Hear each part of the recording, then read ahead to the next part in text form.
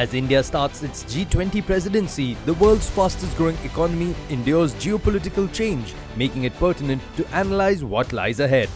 Times Network, through its flagship platform, India Economic Conclave, continues the legacy of championing the economic agenda of the country. The 9th edition of the India Economic Conclave focused on India as the emerging third superpower. IDFC First Bank presents the India Economic Conclave, powered by Google. Harnessed conversations to transform India's economic aspirations into action through specially curated sessions of thinkers, policymakers, economists, business leaders and global influencers. The event not only got to witness the thought-provoking idea towards the development of the nation, but also experienced an immersive performance by 3-time Grammy Award winner Ricky Cage. Reach out, let us join hands and sing this world song. Reach out, let us join hands and sing this world song. In this episode, Yashika Singh, EVP, Corporate Affairs, Communications and SNR of Pernod Ricard India, discusses how to sustainably drive India's growth juggernaut with National Editor ET Now Aisha Faridi. And in the second half, two dynamic women leaders, Shobna Kamineni, Executive Vice Chairperson of Apollo Hospitals, and Dr. Jyotsna Suri, Chairperson and MD of the Lalit Suri Hospitality Group, bring the spotlight on India Inc.'s Nari Shakti with Padmaja Joshi, Executive Editor of Times Now. But Yashika, tell me, a private company such as yours, Pernod Ricard, how is it that you try and helm and make sure that as a company you do enough in the country that you operate in, India is what we're talking about here, to try and instill and further the economic juggernaut? We've been in India for 30 years. This year, Pernod Ricard completes 30 years in India. It's been a fantastic journey. And I think the next 30 look good, if those are the sort of numbers that one is, hearing about. We see ourselves at Pernod Ricard as creators of conviviality. We see ourselves as people who create human connections.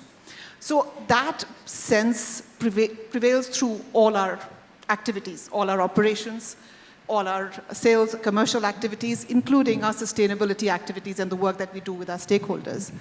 97% of our portfolio is made in India and sold in India. And I think that's one of the biggest ways that we contribute to the growth trajectory for India. We have operations in India across 29 different locations. And by doing so, we are adding to the economic activity, to the jobs that we create. We create about 1,400 jobs directly, another 10,000 indirectly. We also have a huge program around sustainability, which is very much geared towards the government's Sustainable Development Goals, SDGs, but even beyond that to the social and economic agenda, development agenda of the government. So I think those are the various ways in which private companies such as ourselves, will contribute to this economic juggernaut. And I think we'll be one of the, private companies will be one of the biggest factors to drive this 35 trillion growth. Through meeting many of these factors such as operating in India and creating sustainable operations.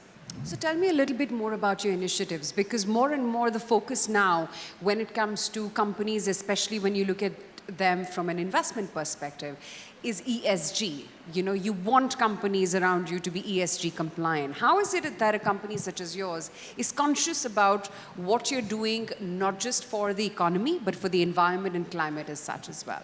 Yeah, I think ESG is environment, social governance. I think most companies are starting to recognize that this is a very important stakeholder, which is the investor class, which is really looking at the ESG factors.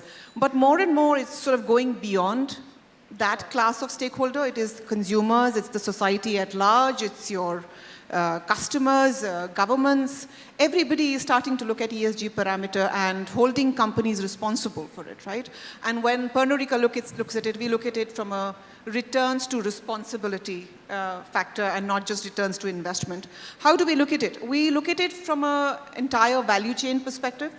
So across our entire value chain, we try and build practices which are sustainable. We classify it under 4 pillars, if I may get a little pedantic. We sort of start from nurturing of the terroir, which is the ground where our product, the raw material comes from. And we're looking at climate change issues there. Then we look at circular making, which is a big part of, I think, most manufacturing companies are now looking at circular making, and that is our nod to recognizing that resources are shared and wastage needs to be avoided, reduced as much as possible. And circular making and packaging is a big part of our work as well. Then, of course, we look at people as well as responsible hosting. So that's how we sort of work along the entire value chain to drive more sustainable outcomes.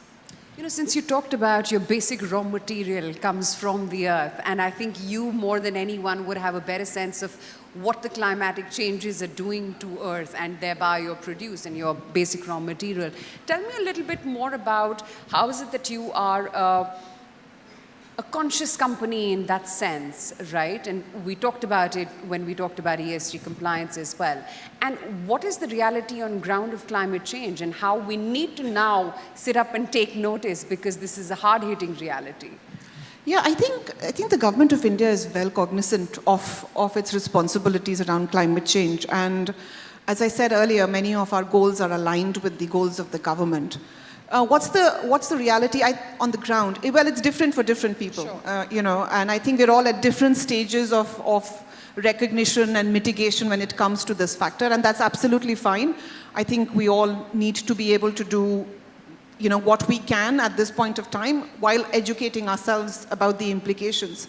When we look at it, we look at our responsibility extending beyond just our operations. We look at the entire vendor and supplier chain as well, and we look at downwards as to how do we empower, enhance the workings of our vendors as well, over and above what we need to do. So procurement, the way we procure, could that change?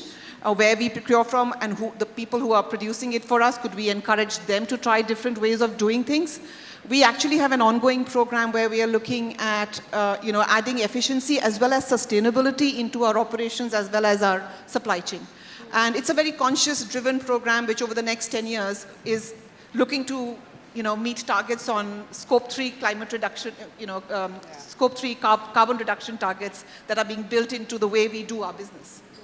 So that's how we are looking at it, and very, very purposefully working out exactly where the issues are coming in and then building in metrics to deal with those issues. Yashika, you've been here for the last 30 years, like you said, in India. You perhaps would be best placed to tell us how Indian consumer patterns and behaviors are changing. Yeah, consumers are also at different points. Yeah. Isha, it's all consumers are, the Indian consumer is a very varied consumer.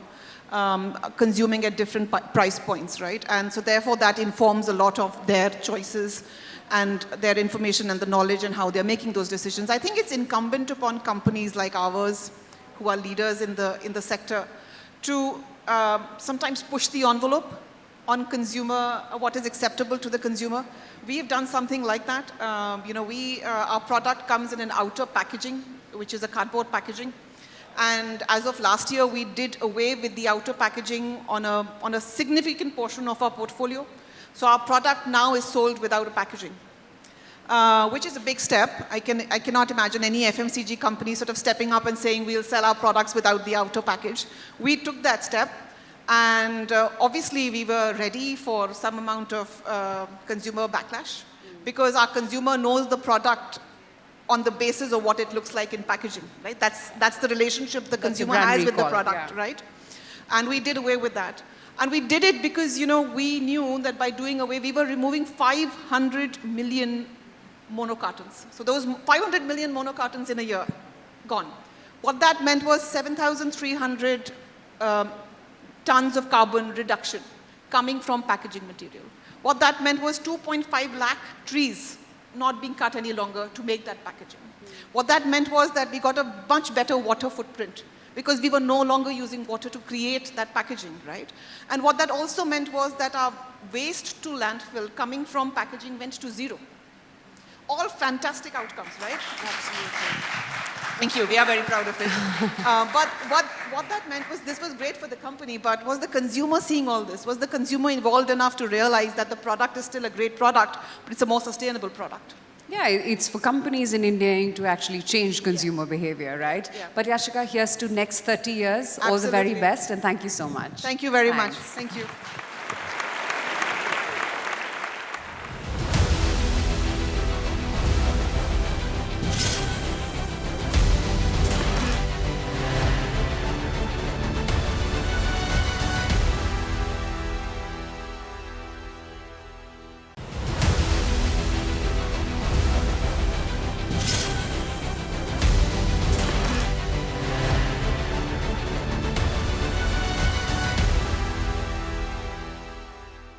first start by asking you, do you think of it as a compliment or slightly reductive when you are referred to as women CEOs? Good one. Yeah, I've always wondered because... No, I don't take it as a compliment at all. I'll use the advantage of being a woman CEO because you get noticed and there's so few of us, but I think it's quite insulting. I'm not there as a woman CEO because I'm a woman, but just because I'm just as capable. Thank you. So, when a lot of people think, Ms. Suri, that is there any specific talent that women get to the table which helps them in business? That you are specialized at your job because you bring a certain talent set by virtue of being a woman. How do you look at this argument, and do you think it applies to you? Have you had that personal experience ever? So I think, you have to be having the requisite talent in any case to get into a leadership role.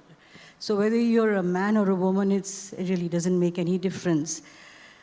The difference is the perspective, in the sense that a woman probably brings a little more empathy to the way she approaches a situation. Perhaps a little bit more patience that she brings in. But I think talent, you have to be talented enough, or you have to have the requisite qualities to be able to get into a leadership role. So it's not a man or a woman. Ma'am, between the both of you, you have a wealth of experience in your respective industries. When you started out, as opposed to now, the number of women, not just in the workforce, but also in the boardroom, has gone up, maybe not exponentially, but substantially. Has that in any way changed the lot of women in the workforce? If you look at the statistics, I don't really think we've moved the needle enough. But I think it's a generational issue. But if you look at medical colleges, if you look at STEM, if you look at business colleges, the ratio of women has definitely gone up. So, from when I started, the number of CVs I got for women was so much less. Now it's actually really increased. And I think that's a good one. That for every job, for whether it's a senior or a junior job, there are women out there we're not equal yet. But someday, considering the workforce, if you look at true equality, it can happen. CII, for one, made a policy that they would try and get together women in startup and have a bank of ideas of what the women could do together. Now, in business, very frequently you speak of the wolf pack, where men would encourage other men and promote other men, and together they would progress. Do you think there is scope for something like that to be done for women as well? A she-wolf pack, if you will. I don't think women are really, initiating anything like that I can see right now. But by the way, CII is her. She's past president CII, and I'm past president FICCI. And just for a little bit of just aside, within the three industrial bodies, which is CII, FICCI, and ASSOCHAM, if you put them all together, there are about 326 years. And there have only been 5 women presidents. 1 in CII, 1 in ASSOCHAM, and 3 in FICCI. So I don't know whether that wolf pack is going to happen with us, or the she-wolf pack is going to happen very soon. However, I definitely think that, as I agree with Shobna when she says that there's a lot more women coming up and applying for jobs. And for example, I can say with a great amount of pride that 50% of my senior leadership is already women. And we do want to take up the number across board to about 30%. We also have 2 national award-winning executive women chefs, which is a rare thing to happen because chefs are very much a man's world. So things are moving definitely in the right direction. Women are coming up to the front. As a matter of fact, for the last 16 years, I stepped into these shoes, into Lalit's shoes 16 years ago. it was a lot different then. And as I see year on year, there is an improvement and there is many more women coming into the front and into leadership roles. For families to have women go out and work, there needs to be a huge amount of confidence building on the part of the employer as well. Over the years, what are the things that you've done to ensure that women are actively encouraged to come out and work with you? So we try to provide a very safe environment for them. That's, I think, the biggest question mark that all families have or the female workforce has, is that how safe is the environment that we're working in? We as a group have made it mandatory for ourselves to create a safe environment, not only for women, but all other marginalized sections as well.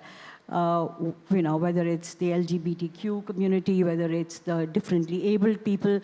As a group, we have actually stepped up hugely to try and make this a safe place for all people to work. So, yes, the support from the family is very important, particularly if they are living in a joint family. Well, a lot of nuclear families are coming up now, but the support from the family helps. For example, if there's a young child, and if there is someone at home to take care of that child, the woman is able to work, and perhaps she doesn't take a sabbatical. Otherwise, very often, with childbirth, even despite the fact that you give them that leave, very often a woman has to take the step back and nurture the child for a bit and then come back into action. So I think that's where the gap happens, and very often one has tried to figure out why is it that women lose out in the leadership roles. And it's because of this, because they take a step back, and while their colleagues, the male colleagues, have probably gone ahead, they come back maybe after 2 years, 3 years, or 4 years. For them to catch up is not so easy. Anything in particular that comes to your mind, other than, of course, providing a safe environment, given also that both of your industries are 24/7 industries, where women, just like men, have to work round the clock? I think the pandemic taught us certain things, a lot. We're over 50% women. And if the women had really left the workforce in hospitals during the pandemic, I think India would have suffered exponentially much, much more. And the thing is that a lot of these people, please understand that they had a choice to go back home, but they didn't. They said, this is our job. So I think that what jobs give you, if you give them a sense of respect and a sense of purpose. So any of the new joinees that come in, whether it's men or women, one thing is that in healthcare we can tell them, anything you do, whether it's selling a medicine or whether it's even working in the IT, in our digital health, I said, every action you take actually saves a life. So I think that purpose is something that if you can give, and that's what the pandemic did. And I agree with Jyotsna. She just covered everything that good companies do, and especially women-led companies and companies that have a disproportionate share of women. But there's still challenges out there. And I think one of the things that really helped that this government did is about the maternity leave. We all cribbed about it at the beginning, saying that so many days off, why should we hire? But then it just became smart, because women, if you can really pull them in and give them that kind of comfort, get them back in, you will find that our attrition among women is much lower. So we have to understand that there are advantages, and these are people that can grow and now work from home. And I think my daughter the other day on something, she said, she's expecting, and she said, this leave should not come after the baby is born. In the first 3 months, we actually suffer, So why can't we make this, just choose how you want to take that 3 months? And I think that's an interesting thing, that companies should have conversations. So are our companies first open to have conversations? To me, that's a big one. And I think this is something that we should continue, people like Jyotsna, myself, all of you, the press, any woman out there, push the envelope and make this a better place for women, more purpose-led. Because you'll find, really, if you look at history, a lot of women, they're super at mediation, and they're also the biggest number of martyrs, because they like to take up causes. So I think this is a cause that is worth it. Despite industry bodies making a conscious effort of having a fair representation, are we really any closer to having genuine pay parity? I think that we need some superstars to shout out about that. It was Billie Jean King in tennis, and all, the whole lot of them as a groundswell. And I see no reason why women should be paid less. It's never done in our companies. You definitely can't pay nurses less than you pay the male nurses. There's some equality in that. But we've run out of time. But so one thing, then I don't want to go out on this note, and you may not ask me the question, but I do think that this conversation needs to be layered, that we're not two genders anymore. Yes, women have, for centuries probably have not been equal to the male, but now there's 72 other genders. So how are you going to look at all that? And I think that companies need to, and Jyotsna, you pointed out to that, and what you do in your company, fantastic, we need to do that. But this is the last point I really want to make. This whole conversation on generative AI that can either displace jobs or change the world around, please remember that there are more men writing the conversations than there are women. So if your ChatGPT is going to give you male answers and you don't know what it is, so I think to me that's a whole level of scare that we've not looked at. What is the women data that you're giving in that? Because history is always written by the victor. So if you have 70 men writing out all the things of ChatGPT, you're going to get male-dominated replies. So to me, I stay awake at night thinking, we need parity there, then the rest will happen. Wow, from a male gaze, we've actually come to a male language. Who would have thought? You have to think it. Well, I think the conversation has come a full circle from talking about whether it's only about male and female CEOs to talking about an even more layered, nuanced conversation on the various genders now that we have to address. For that, thank you very much, both ladies, for joining. Thank you.